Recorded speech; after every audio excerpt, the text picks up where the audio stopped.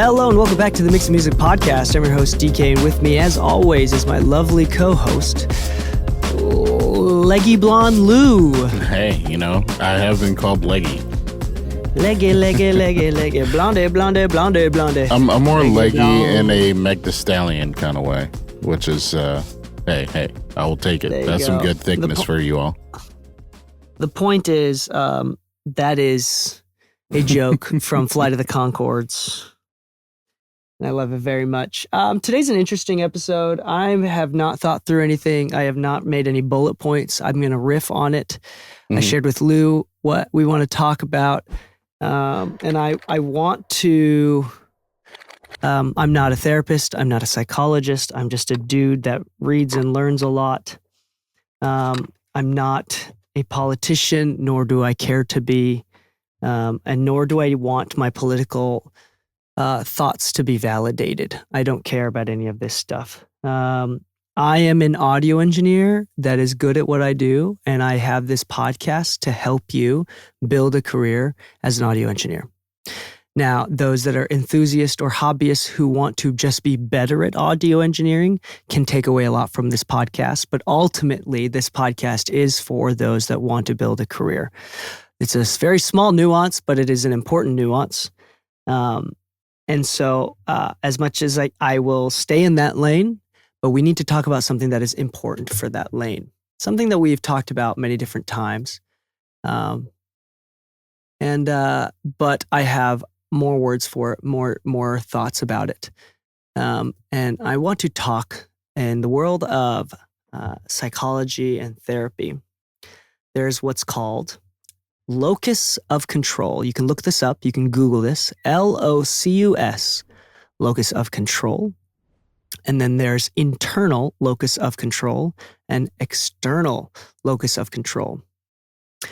So I'm just reading this from a website called verywellmind.com. What is locus of control? Locus of control is the extent to which you feel you have control over events that impact your life. Put another way, it is a belief about whether the outcomes of your actions are contingent on what we do, which is the internal control orientation, or on events outside of our personal control, which is external control orientation. In 1954, psychologist Julian Rotter suggested that our behavior was controlled by rewards and punishments. The consequences of our actions help determine our beliefs about what likely results of future behaviors. In 1966, Rotter published a scale designed to measure an external and internal locus of control. This is less important. But here are some characteristics of people with dominant internal or external locus of control. Let's start with external. People with dominant external locus of control blame outside forces for their circumstances, often credit luck or chance for any successes, don't believe that they can change their situation through their own efforts, frequently feel hopeless or powerless in the face of difficult situations, are more prone to experiencing learned helplessness. We will talk about learned helplessness a little bit later. Internal locus of control, dominant internal locus of control, are more likely to take responsibility for their actions, tend to be less influenced by opinions of other people, often do better at tasks when they're allowed to work at their own pace, usually have a strong sense of self-efficacy, tend to work hard to achieve the things that they want, feel confident in the face of challenges, tend to be physically healthier. That's fascinating. Like there's literally physical health health consequences. Tend to be physically healthier, report being happier and more independent, often achieve greater successes in the workplace. So the reason why we're bringing this up is because of a couple things. I do need to clarify that there are many parts of our career and the building of our careers that are outside of our control. For example, I think it's very fair to say that most of the famous engineers that we know of and hear about today were lucky. Like they had an opportunity, like they worked really hard. They were in the right place at the right time. They were resilient. And Like, for example, like the Tizio story where he didn't even get paid for that one Chris Brown record, which like led him to working with him more, which led to other things, and then eventually a Grammy, right? There's like a butterfly effect going on. But to a certain degree, it was luck. And this is really difficult to understand, especially as an individual, like thinking about it myself. Have I been lucky? Have I been working hard? I don't know what the answer is. And I don't think it's really healthy to ruminate on what the answer might be. It was really fascinating when I think that Jesse said this in good faith. I've talking to Jesse Ernster. He was very kind. And at one point said to me, dude, because he has a Grammy. He got a Grammy when I think it was like 31, 32 or something like that. And for Burna Boy's record, album. And he said, DK, you're a really good mixer. The only difference between you and I is that I worked on a record that got a lot more attention. It's not because I'm a better mixer. It's not because of anything else. It's because I just happened to be in the right place at the right time. Now, I'm not going to lie to you. There's probably some truth to Jesse is really good at networking and connecting and putting himself in situations where he meets people that are influential. That's important, right? But at the same time, there's also truth to what he said as well. I've talked about this on another episode, which is the two forms of cognitive bias. There are often people who try to claim personal responsibility for their successes too much. I worked hard. That's why I'm wealthy. That's why I'm successful. It's because everything is within my control. That's called a self-serving bias, which we'll talk about in just a moment. We've talked about this in the past. And then the other thing is the opposite, where you judge like everybody. It's external locus of control. It's like, I've never been given an opportunity. I never do this. Like, it's because I have ADHD or some sort of mental thing going on or whatever's popular identity thing going on at the time. And that's called fundamental attribution error. So reading these again, self-serving bias, you believe your failures are due to external factors, yet you're personally responsible for your successes, right? Many of us enjoy unearned privileges, luck, and advantages that others don't. It's easy to tell ourselves we deserve these things whilst blaming circumstances when things don't go our way. Mm-hmm. So it's like when things don't go our way, it's not our fault. Mm-hmm. It's because of, because I'm brown. And then when things do go our way, it's because I'm smart and I'm totally in control, right? That's a cognitive bias that is natural instinct for all of us as humans. Fundamental attribution error. You judge others on their character, but yourself on the situation. It's not only kind to view others' perspectives with charity, it's more objective too. Try to be mindful to err on the side of taking personal responsibility rather than justifying and blaming. So when you make mistakes, it's like, it's because of this situation and you have excuses. But when other people make mistakes, it's because that they are dumb and they're bad people. They have some sort of character flaw going on. So these are cognitive biases that are intrinsic and natural within all of us. This isn't like something that only psychopaths have or evil people have. No, these are tendencies that we all as human beings are born with and have naturally for whatever reason. And I think that that's important to be aware of. So this is the only reason why the internal locus of control, I think, is really, really important, and why I talk about something like this, like an internalizer versus an externalizer, why I think this is important for the role of audio engineering. As much as there's not a ton of control of who has all the successes, right? There's some control, some things that we can't control, some things that we can't. There's lots of examples of people that are extremely hardworking, really great habits, very healthy, very intelligent, very hardworking, that just never get an opportunity. And there are examples of people that are addicted to bad things, are not very kind people consistently, and they didn't really deserve the position that they have. There's going to be examples across the board. But it's not fully true to say that everything is, all my successes are because of me and not because of luck. And it's also untrue to say I'm not able to get any success because of external factors. That's also untrue. The only reason why I bring this up is because of how this reflects internally as well, and how this reflects how you become an engineer, like how you process, make and mix music and create art is really, really important, I think.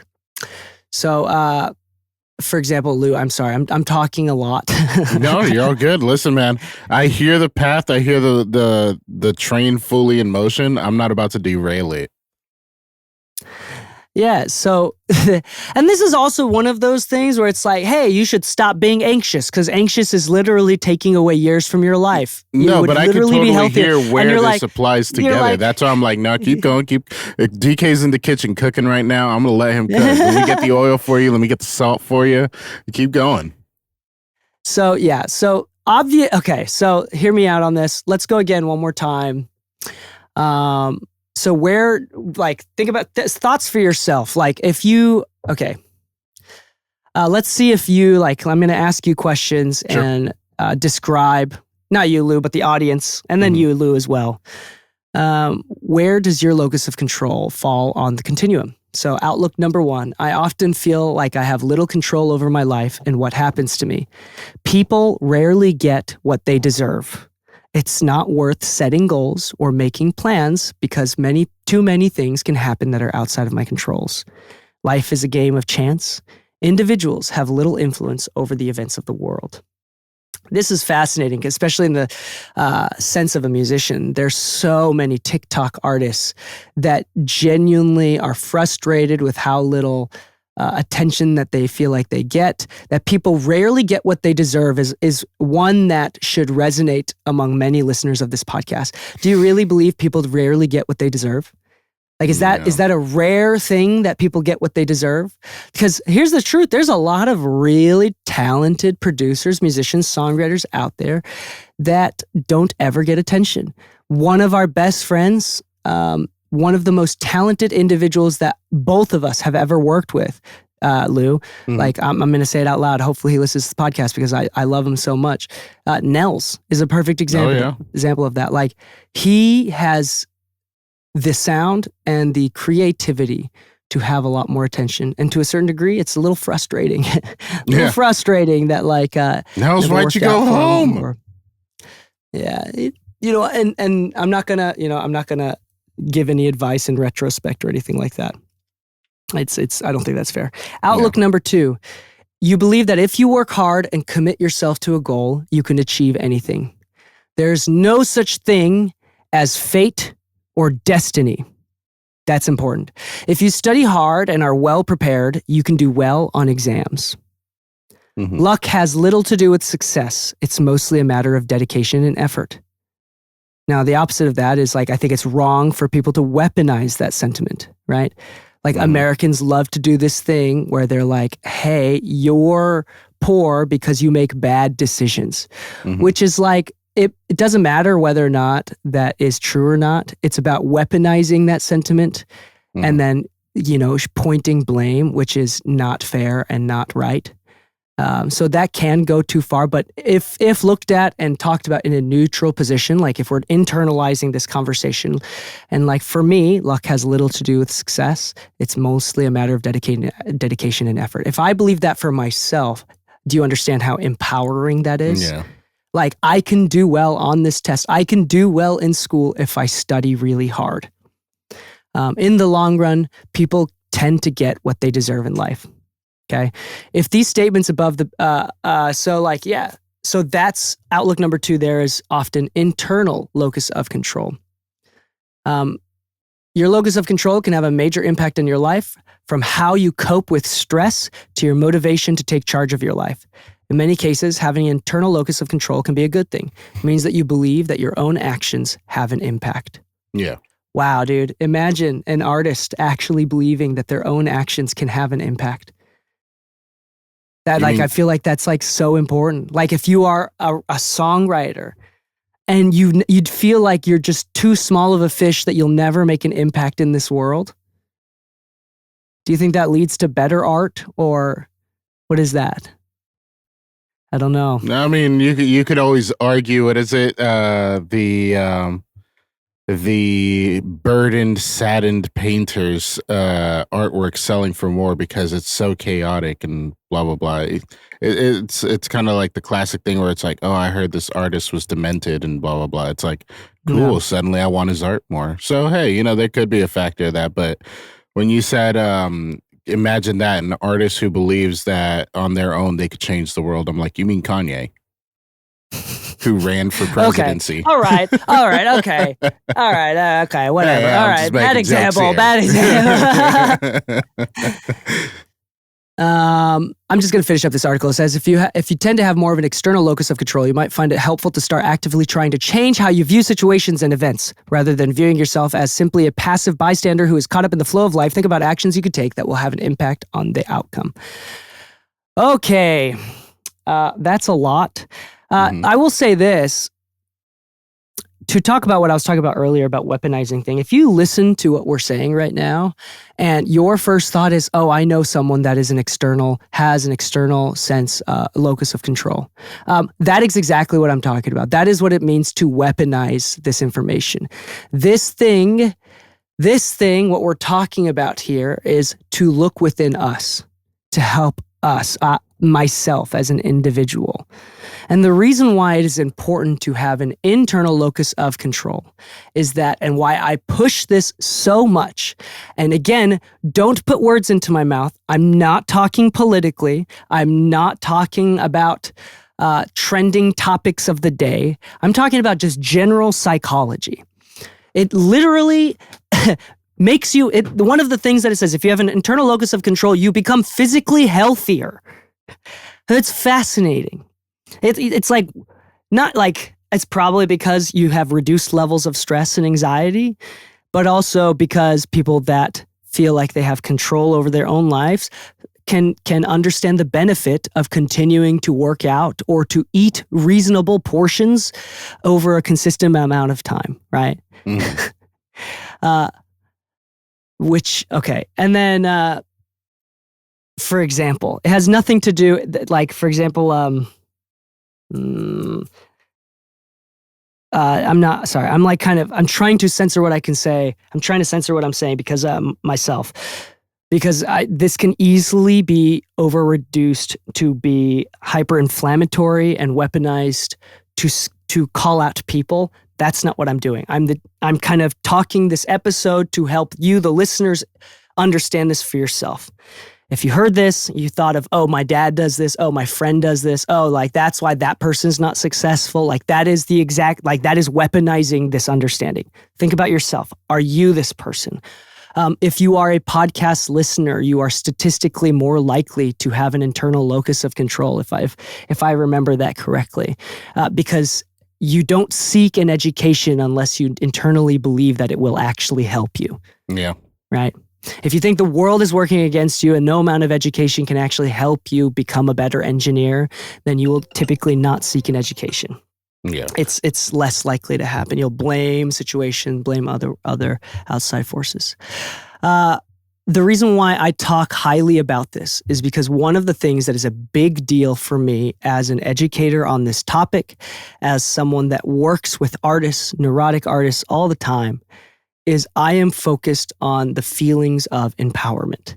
Like you as a listener, my goal is to help you feel empowered. Like face the reality of the difficulty of this industry, the difficulty of this position. It is freaking hard. It is not likely that you can make a full-time living from this. But at the same time, I want you to know, like with a large amount of effort, a large amount of chasing education, doing everything that you can that is within your control, can increase your likelihood of success. Like there is a correlation between effort, right? Education, and you have the power to move your career forward. And I think that that's really important. Like what's the point of chasing your dreams if you feel like you're not really in control of your own life, that everything is gate-kept, that it's only because of trust fund babies and it's nepotism, things of that nature. Like what? Yeah. How nihilistic does that become? And of course, according to Nietzsche, this might be a little bit out of my depth here because I don't read a lot of Nietzsche, especially recently. The German philosopher here. It's like nihilism is a bad thing, a problem to be solved. Like the feeling of that nothing means there's no meaning in anything is a horrible and dark feeling to the average Westerner.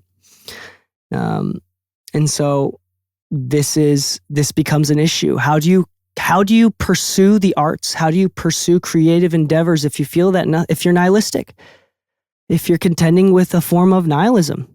The nihility of being overcome by the nihility of life is something that ruins art, that ruins the pursuing of art, quite honestly prevents listeners who need your music and your art.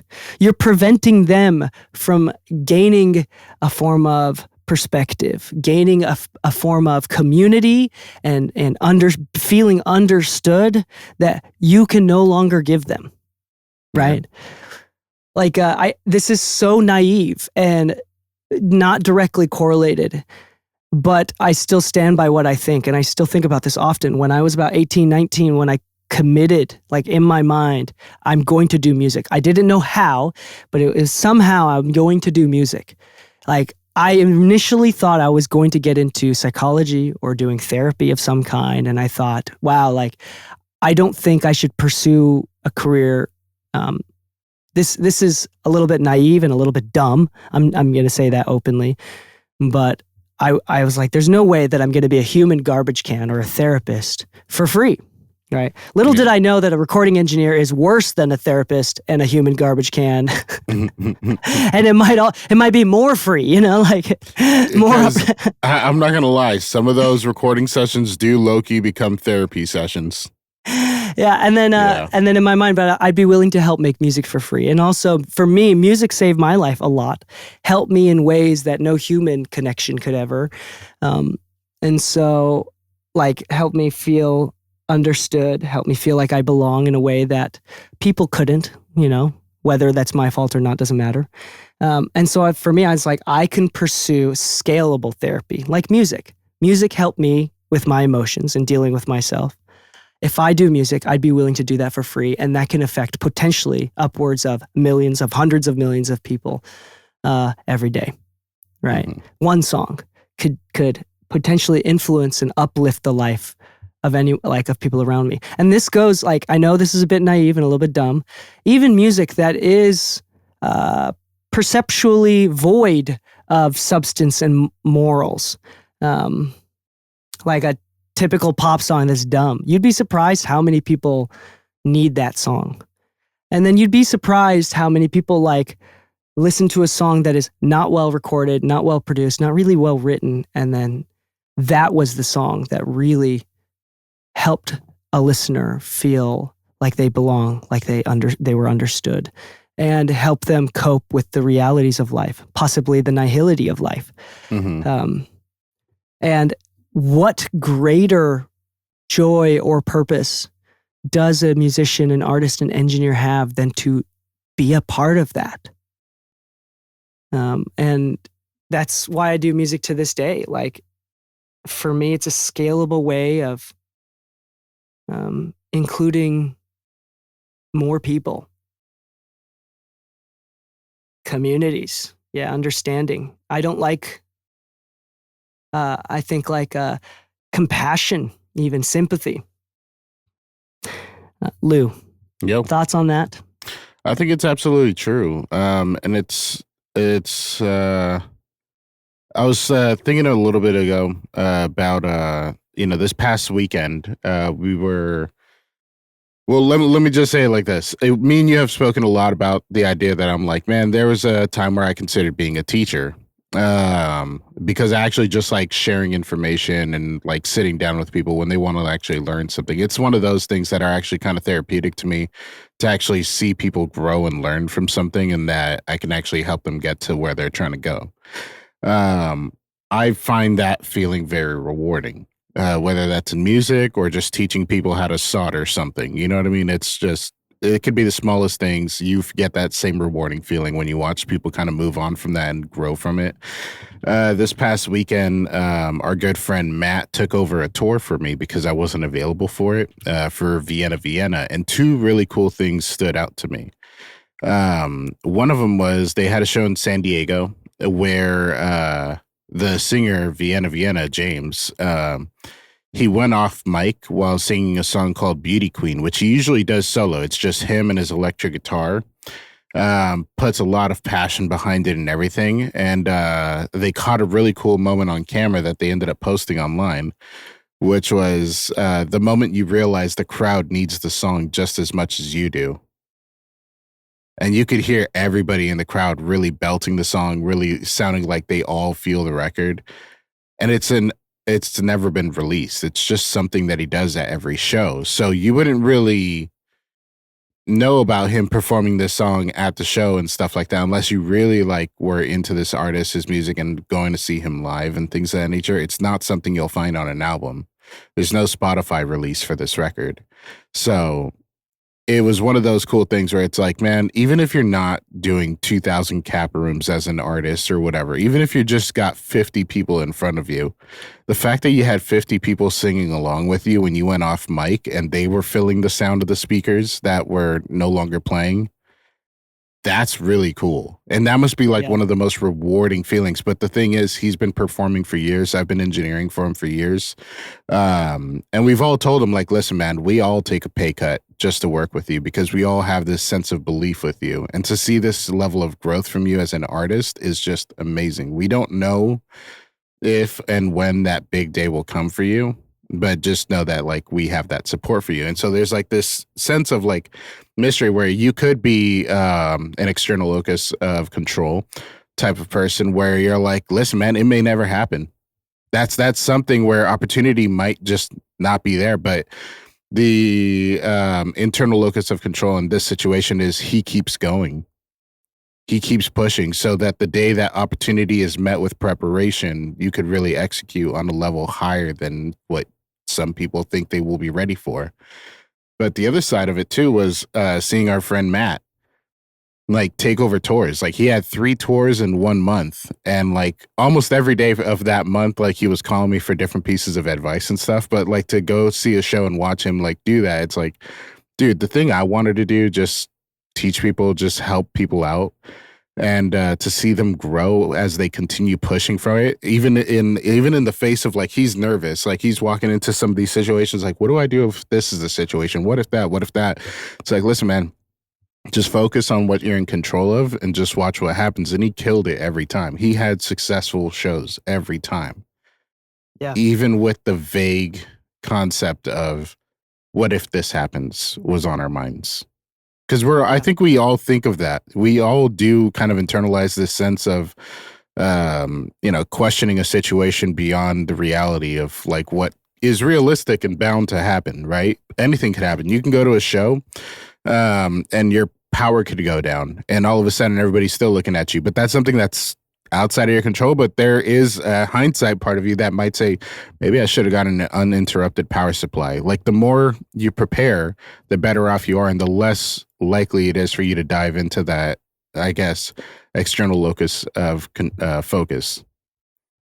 Yeah. Or I'm getting that phrase wrong. External locus of control. Yeah. Control, yeah. Control, yeah. But I don't know, like that's something that came up to mind of me. It's like seeing like a lot of people who have an internal and seeing how it's actually helped them versus, if you were, because I'm gonna be honest, I don't know if maybe this is because of our career,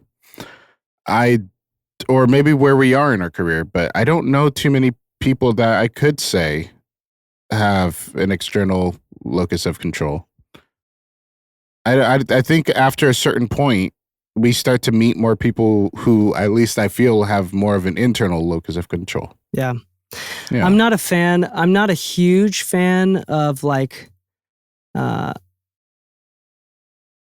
again, this is one of those things that this is more philosophical than it is based on studies and reports. I'm philosophically less interested in ontological causations of these things. For example, like learned helplessness or becoming an externalizer does like come from things like neglect and abuse and trauma and stuff. Like it does. It simply does. But I'm more of a fan of like the philosophy of like teleological causation, where it's like, hey, like if you really, really were to seek help from this, you can get this. So Alfred Adler, I forgot the exact quote, I'm going to butcher it, but he's like, if a problem that you have makes you feel special, then you will not seek to resolve that problem. Yeah. For example, like I need to have ADHD in order for me to feel special, in order for me to feel safe, in order to excuse my bad decisions, and my external locus of control mindset. Right? Mm-hmm. I hate that. I think that is like abhorrent in again, philosophically speaking. And I think that is something that is keeping young men, young women from the music industry, from stepping up the ladder of their career and getting more opportunities. Again, we've always talked about this. We've constantly talked about this, but the reality of like, if you're in a room with an artist or a producer, the number one thing that is like for sure going to have an impact on your career is whether or not you're a good vibe. Yeah. The problem is people that have an external locus of control, that have learned helplessness, which we'll talk about in a little bit, that are stuck on that, like that they don't realize how negative and pessimistic the words are that are coming out of their mouth. Like their vision is so skewed. And again, very few people have the self-awareness to realize that within themselves. Like it takes a lot of effort to get there, or else therapy wouldn't exist. Right? Or just drugs wouldn't, I'm teasing. Right? They don't realize that, and they don't get invited to the next recording session. Yeah. And they're like, what the hell? It's because they're sexist. It's because they're racist. It's because you're a fucking dick. Yeah. Yeah, it's because you are a pessimist dick. And it's like, it makes sense that you don't notice that. Like, none of the problem with this stuff is that you don't typically notice it within yourself. It takes a lot of work to notice it within yourself. I hate to say, but I definitely notice it, but it's usually in hindsight, and it's usually fairly quick after. Of course. When oversharing.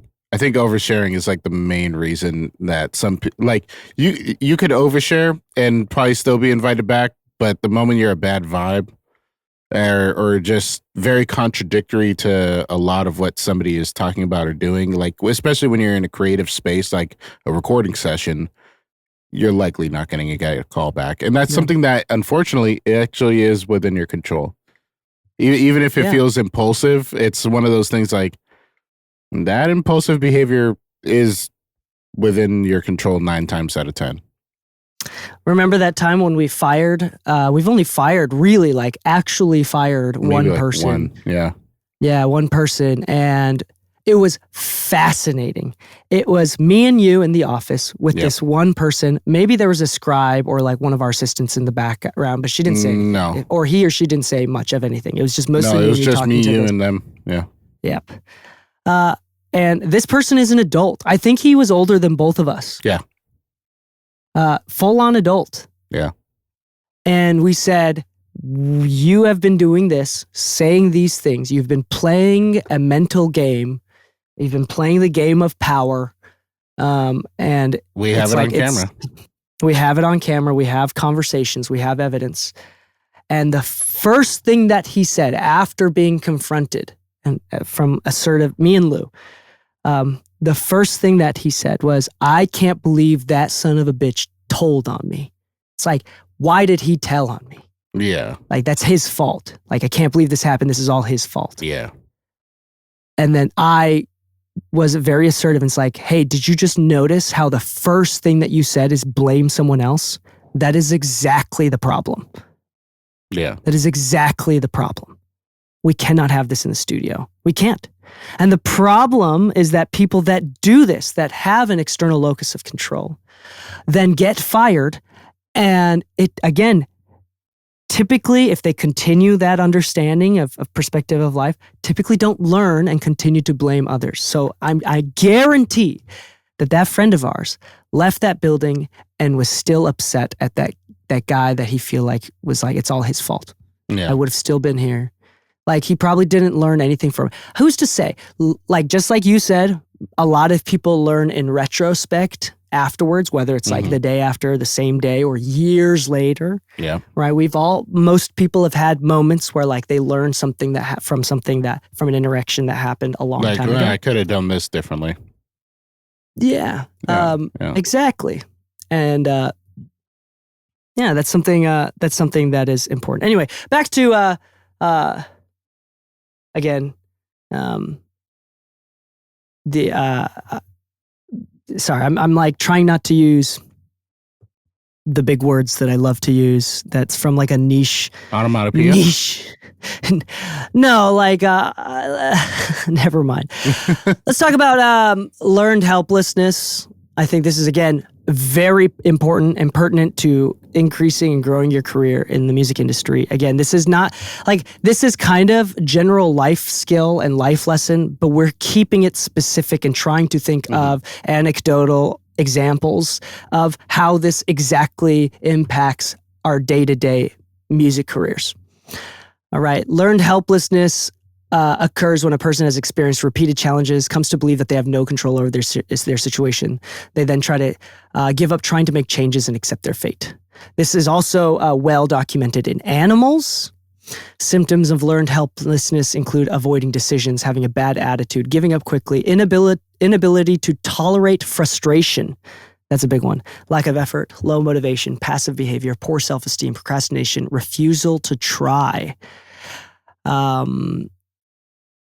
Causes of learned helplessness is oftentimes abuse, childhood neglect, domestic violence, natural disasters, trauma, etc. And so these are, to a sense, coming in contact with the idea of the problem of nihility.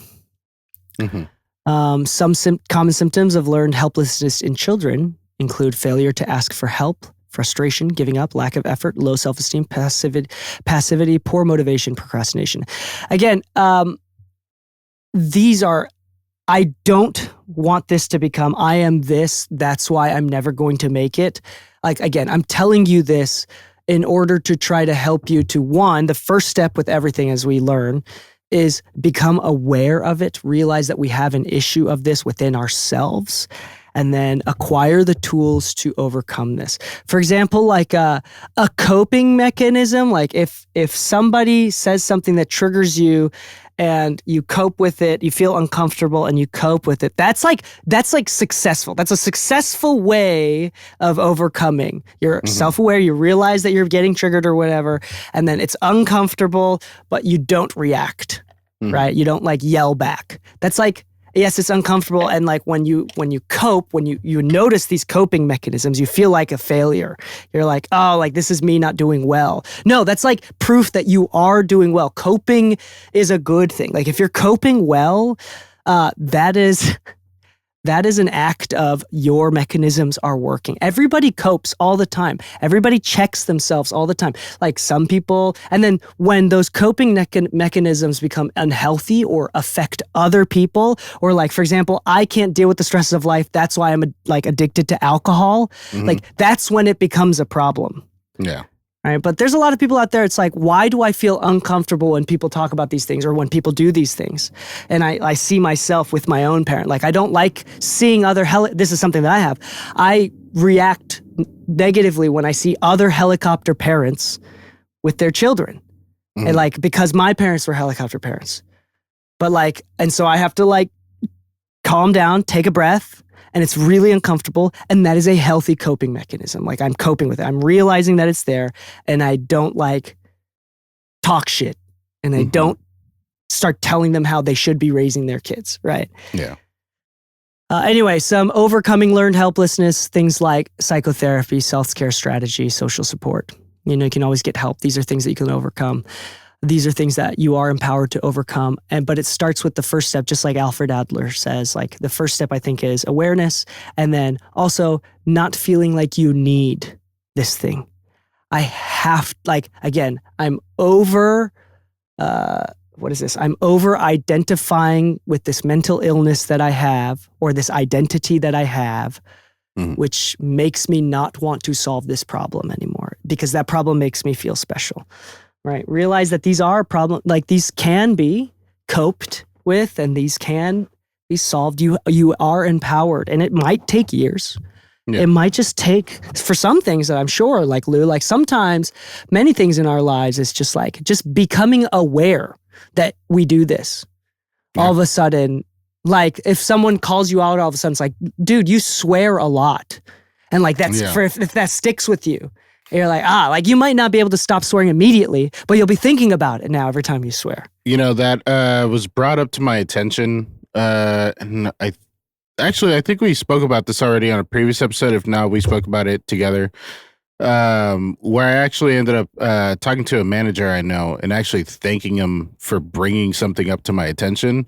Because, like, I guess in my head, like, I thought this felt normal, but it very much wasn't, which was something fucked up is happening. And so if I'm asked for an update, I say what's happening, like, just honestly and truly, because in my head I would want to hear this, but it apparently like if let's say wireless in-ears are not working and we're waiting on them to work, in saying that, just saying like, hey, they just don't work right now, we'll have them fixed, I just got to figure it out, it makes some people nervous because they don't know if it's going to work or not. In my head I'm feeling confident, but the way I communicate things, it's like, how come you always like out loud the negative stuff? I'm like,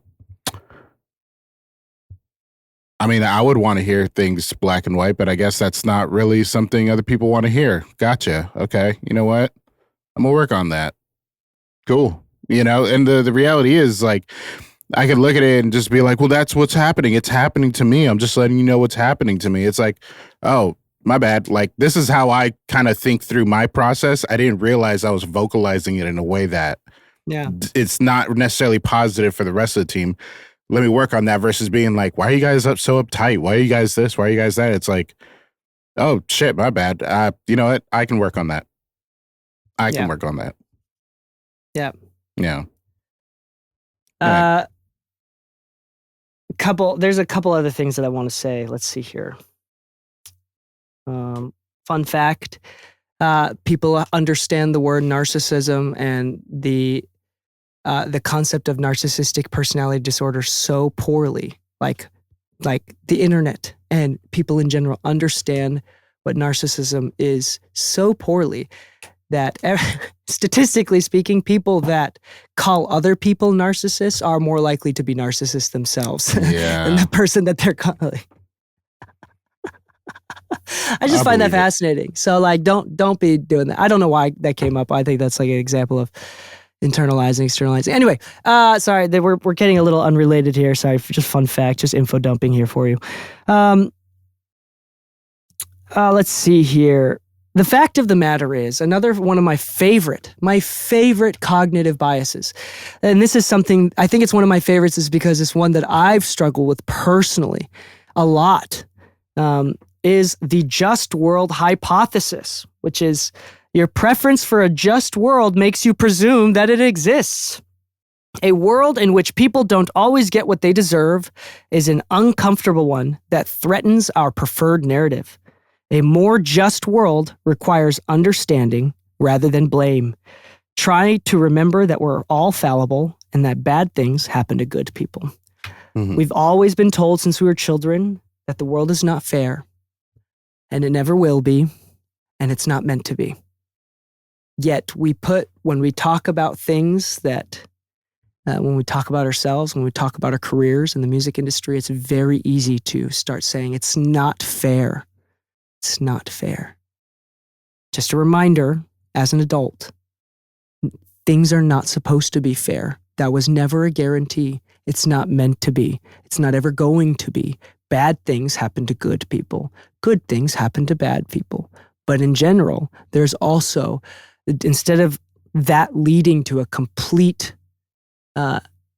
feelings of nihilism and meaninglessness of effort, let that also be balanced with a feeling of, okay, things are random, like, an earthquake can happen, but at the same time, that's the most beautiful part of being human. Humans continue to try, especially in the face of impossible odds or unlikely odds. That is just something that is beautiful about humans, outside of the ability to be compassionate. Okay, we're kind of, I think, coming to the end. This is, I think, an important episode for people, a little bit more philosophical, but this affects all of us every single day. I will go ahead and say that, Lou, I'm sure that you say this too, very well-renowned artists, producers, engineers, songwriters, almost all of them, some are more pessimistic. It's not about optimism and pessimism. But to a certain degree, the higher up the ladder you go, the more that you are likely to realize everyone has their ego in check. Yeah. More often than not. Everyone is very aware of impulse control, holding their tongue, being compassionate, being forgiving, being easier to work with, focusing on the positives, and trying, like, learning to love their own craft again. These are all things that are pretty common among people that are doing well. There's very few people that are doing well right now that are constantly crying. Like, name me one currently successful artist that is constantly complaining about the state of record labels, like the state of the music industry. Like, there are few, but more often than not, 9 out of 10 times, okay, this might be a little bit of the availability heuristic here of myself, but more often than not, people that are complaining about the problem with labels, the current state of the music industry, they themselves have given up on doing better in their career. They're not actively trying to pursue, because you cannot complain and see that there is no positives in the music industry. There's no positive to signing a label. There's no positive to trying to increase your career while having a completely pessimistic, I don't have control, it sucks kind of mindset about it. It's not. Like, I feel like you could be pessimistic and still have, and maybe I haven't read more than you have on this, obviously, but I think you could be pessimistic and have a high chance of being, internal focus of control. Because I feel like that would be a driving force on my end. These are different things. You're right. These are different things for sure, 100%. This is not just being a pessimist does not mean that you have an external locus of control. You're 100% correct.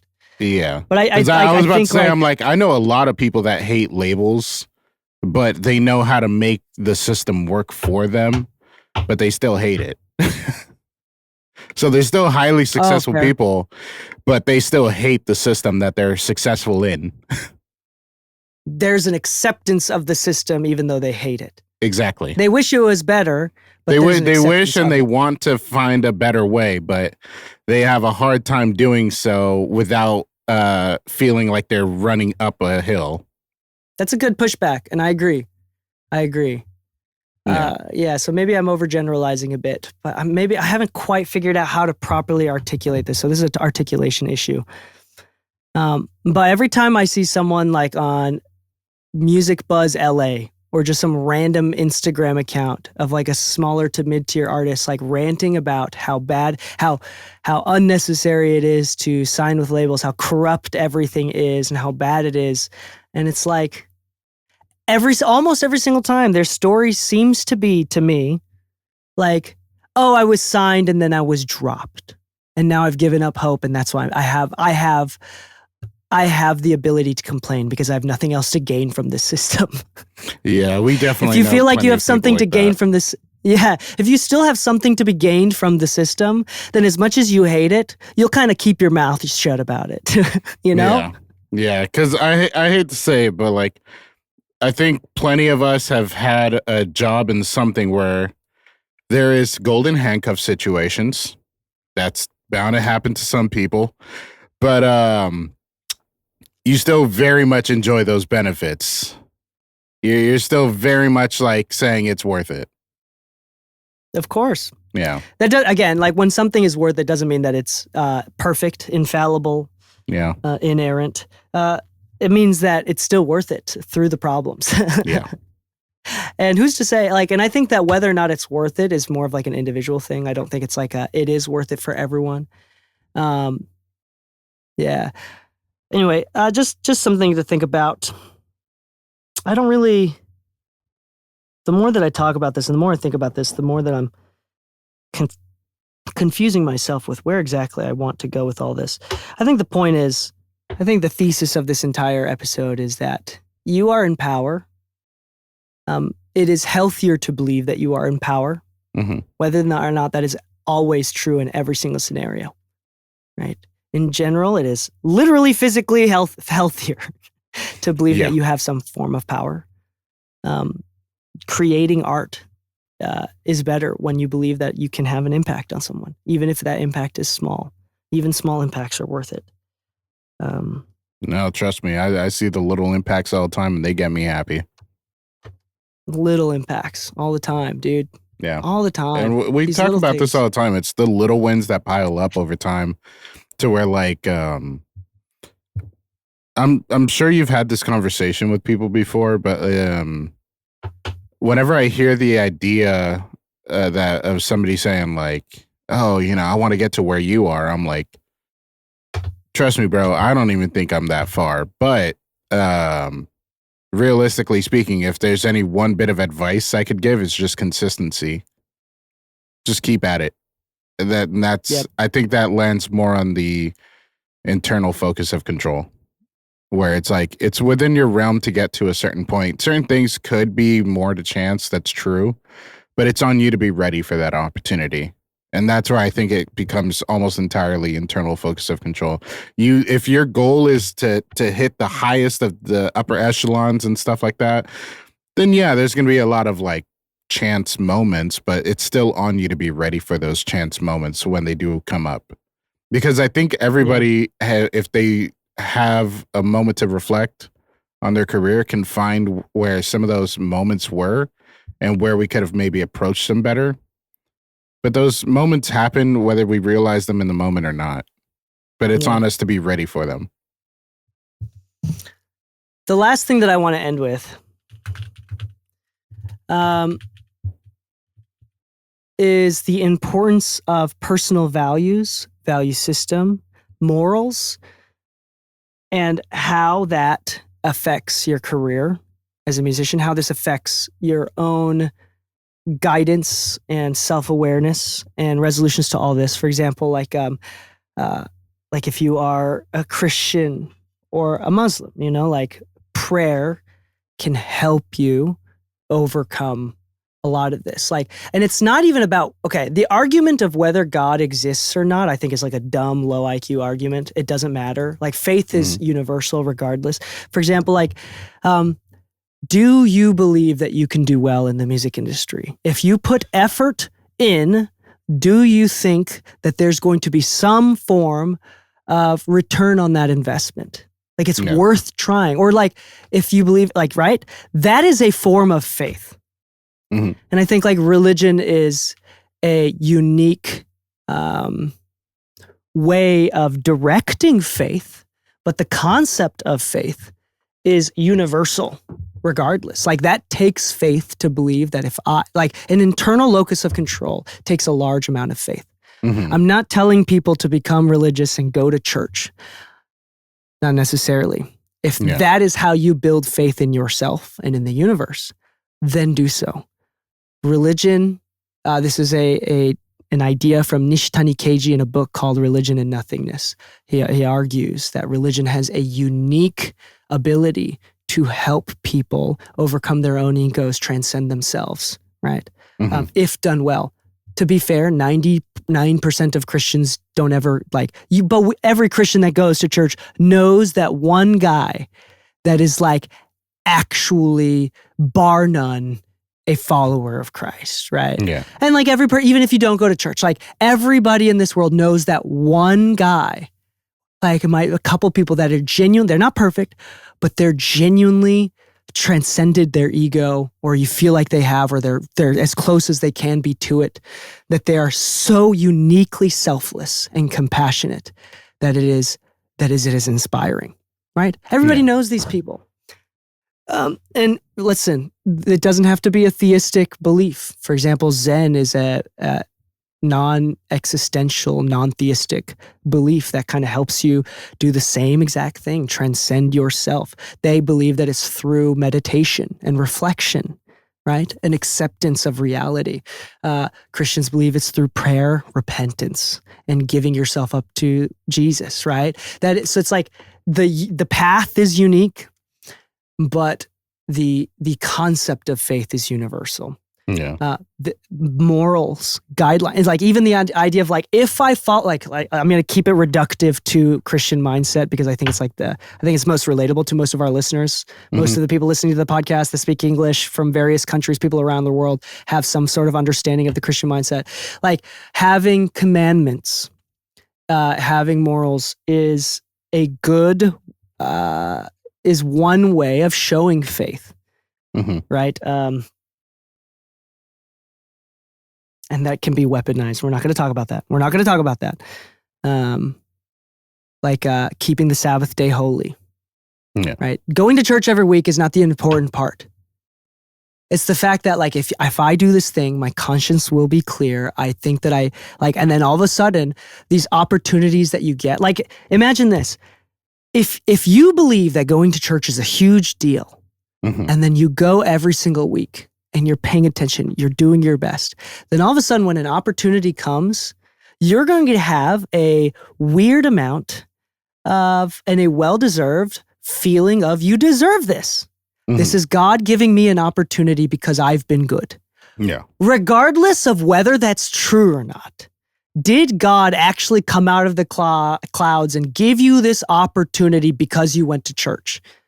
No, but it's the fact that you felt like you can say yes because you've been keeping your conscience clear. That's the important part. Does that make sense? We're transcending literal cosmology of Christianity.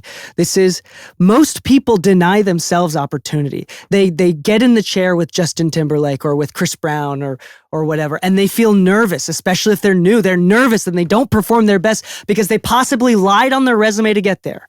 Right? It takes a psychopath to do well if you genuinely understand, like feel like you don't deserve it. And you can't hide from your own ego, man. If you are uneducated, or if you do things that keep your conscience not clear and you receive these opportunities, it is fascinating how humans deny themselves these opportunities. This is a big part of the book of the Go-Giver as well, like the final law, like the law of receiving. People deny themselves opportunities, whether you like it or not. Like when you become an external locus of control, that is you denying your own ability to be empowered.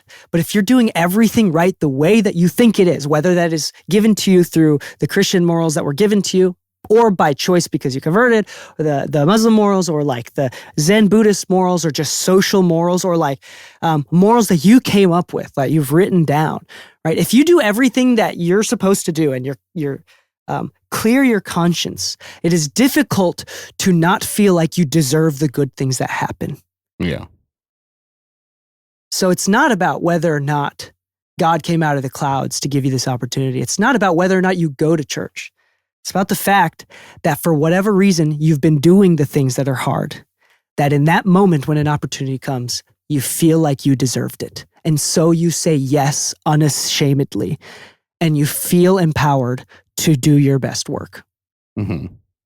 That's the part that matters. Transcendent beyond, again, like these things. And I think it's unfair sometimes. Now we're getting really philosophical. I apologize. Like it feels really unfair sometimes because we are given value systems and value sets that were not our choice because that is the culture of our parents. Right? Yeah. And it's frustrating. And we want to become antagonistic of that. And there's, no matter where you look, you're going to find validation in becoming antagonistic of that. But there's some truth to being like the importance of just accepting what you've been given, or to move on with some other thing and to learn to cope with that. Like to but either way, the point is have a clear conscience and do what you know you're supposed to do. And then the opportunities that come, you will say yes to more often subconsciously because for whatever reason you feel like you deserve it. Okay, that's it. Be empowered. Do what you need to do, whatever that is. Choose a sacrifice, and you will be blessed, whether that is by the Lord or whether that is your own ego allowing you to do more. There you go. Is that a good ending? Was that cohesive? Did that make sense? Or am I off my rocker? No, yeah. I think it's totally good. I actually liked something you said, which is choose your sacrifice. I don't know. Just like it. Everybody has to sacrifice. Yeah, everybody has to do it. But you can choose it. You can choose it. It's fully within your control. You cannot. It is psychologically, from my understanding, it is psychologically impossible to feel high levels of fulfillment without sacrifice. Yeah. You cannot love your wife unless it was difficult, unless it's kind of difficult to a certain degree. Unless there's challenges. Man, I really don't like her, but I love her. If things in your relationship are too easy and there was absolutely nothing to overcome, it would just be more about convenience. Yeah, you lose the plot. Yeah. You lose the plot. Like the fastest way to ruin a man's life is to give him $1 million that they don't deserve. Yeah. Yeah. Well, we'll see what this, what is it, 1.5 billion lottery going on? We'll see what happens when you give a man $1 billion after tax. Or just under. The crazy thing about this, the sentiments of that they don't deserve, is not about what I think. Yeah. This is the important part. People confuse and weaponize this idea of like, I don't think this person deserves $1 billion or $1 million. No, I'm talking about that person. If the person who receives $1 million understands subconsciously or consciously that they didn't deserve this, it doesn't make them happier. Yeah. That's for sure. But if you work hard and sacrifice a lot to earn $1 million, that's very different. Does that make sense? And it's only determined by the person. It's not determined by anybody else. Clear your own conscience. It is not your job to clear the conscience of others. All right. On that note, we're going way too long, and I'm getting way too esoteric. We need to stop. Stop it, DK. Stop. Do I want to? Nope, I'm not going to talk about that. Okay. If we have, I'm sorry, I was just thinking about something else I want to talk about, and I'm going to not talk about it. And let's see here.